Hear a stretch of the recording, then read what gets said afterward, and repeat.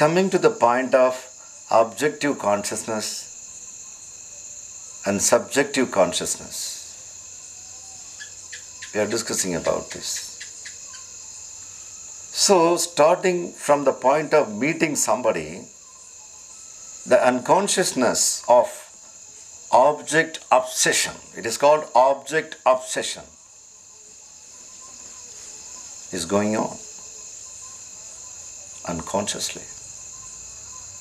This has to go away if a person really wants to have a self-realization. These are the ways. Apart from meditating, doing so many sadhanas, that's a different part. In moment to moment, every day, this vigilance, this kind of constant observation of the mind, how the mind is building up the ego. We have to prevent this building of this wrong structure. It is like, it is your place. Now we are sitting here. It's our place. If somebody comes and constructing something side by this hall, will you allow? You will ask first of all, who are you? See, this is our place, Ananda Mandir. So we purchased this land, we constructed some meditation hall here, we have been meditating here. What are you doing? You are making another foundation. Who are you? You will ask, But when it comes to the formation of the I, the shadow I, is it not the same responsibility to ask the same question? Here is a self, that's my nature, the bliss is my nature, the peace is my nature, courage is my nature, that's my own home. Who are you to come here and make a foundation without my knowledge? How many people ask this question? Honestly, let us check ourselves. How much we are allowing the unwanted evils inside. No? If one mosquito sits on the skin, we are much bothered. Of course, we have to be bothered. Otherwise, we will end up with big diseases. But ego is the biggest disease, as I know. No? Why you first allow and then you demolish? Better from the beginning you stop it. The moment somebody is coming with them instruments here, tools here to make a foundation, it is called encroachment. There is a word, encroachment. Same thing. The inner world also the same terminology, we can use it, nothing wrong. The formation of the ego is nothing but the encroachment, which we allowed. In fact, we are also helping. Suppose somebody is making a small building and foundation here. Suppose Pravaha herself is going and helping the people. Come on, I will also dig the ground. We will make a building something. How it will be? What is the meaning there? Like this. We ourselves cooperated with the formation of the unwanted building called ego, called the shadow I. Not at all necessary. The whole misery because of this reason only. There are no many reasons for the miserable way of living life. This is the only reason. One and the only reason. If we are careful in this area, there is no need to be miserable.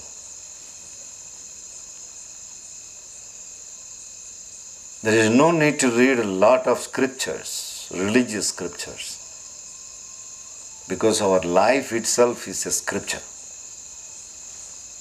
That's the biggest book, holy book. Holy scripture is the experience of somebody else. That's not our experience. For example, Bible, the New Testament means it's the experience of Jesus.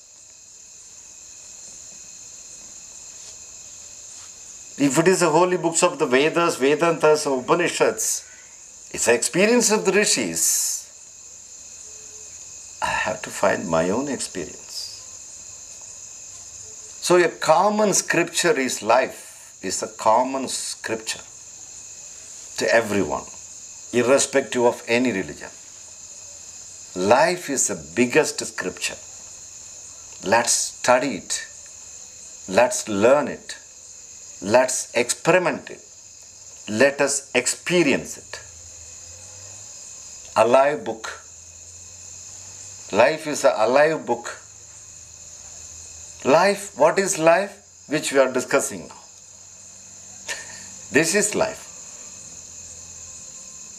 Though apparently it looks like a spiritual satsang, it is a life satsang. For me, inseparable. Spirituality and life is inseparable. Every moment there is a scope of spirituality. Spirit, experience of the spirit. Life and spirit can't be separated. If you had the capacity to observe the mind.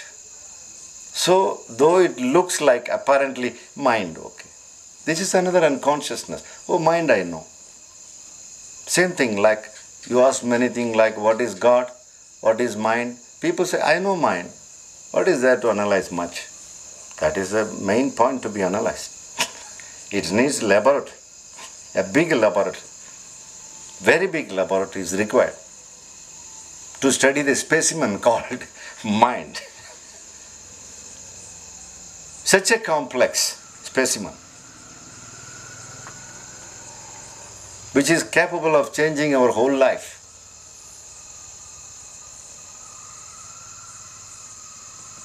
It has the capacity to change the Ganges into the ditch.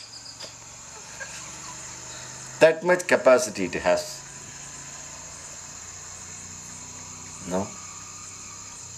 So it's very much necessary to go deep into what is mind, how it is functioning, what are the components, how they are all working, either separately or sometimes they join some group also. Because they are all killers. Sometimes person come alone and kill. Sometimes they come with a gang and kill.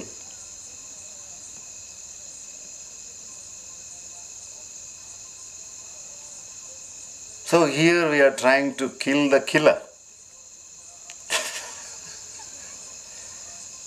keeping it as a friend. This is intelligence. That's why we are every day in the session, very minutely, we are discussing about the subtler way of functioning of the mind. Subtler. Many times they are not apparent. They are very subtler.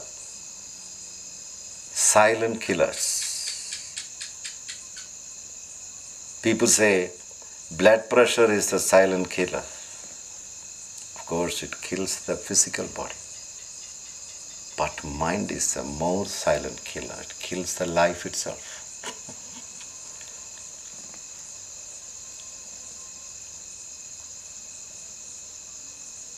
You know.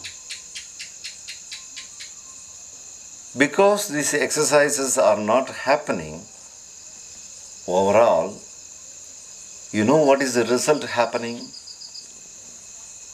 The ultimate result, not attending the mind and observing the mind and knowing the tricks of the mind.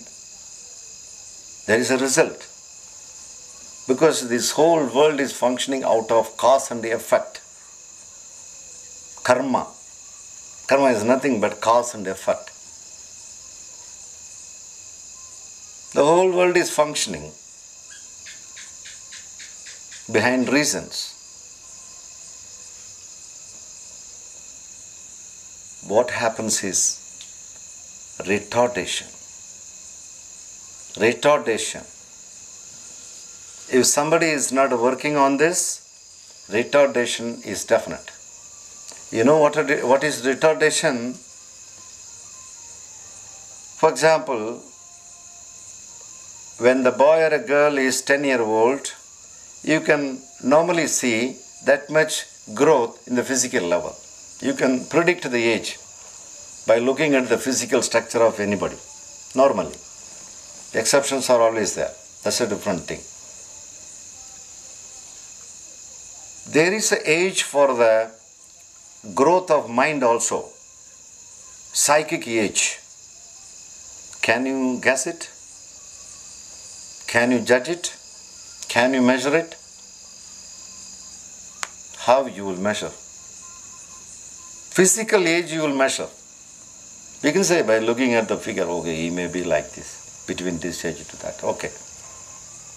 But what about the mind age, the mental age? This is a very important thing today we are discussing. The forgotten language. This is a pathetic thing, you know. What is to be remembered, we have forgotten. What is to be forgotten, we remember. This is a danger. You know.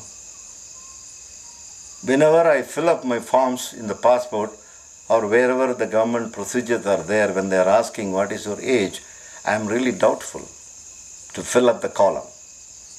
2 columns I am always in doubtful.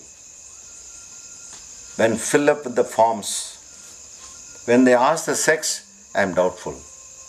Am I male or female? And then I fill up. You know, something I have to fill up. And the second point is your age. What shall I fill up? Shall I fill up my physical age or my mental age?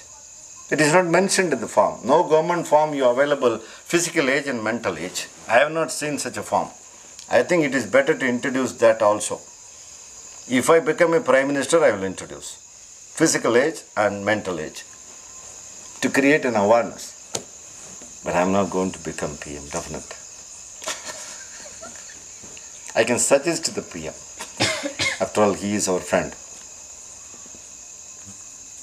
We don't know. Where is a measurement? How we can measure?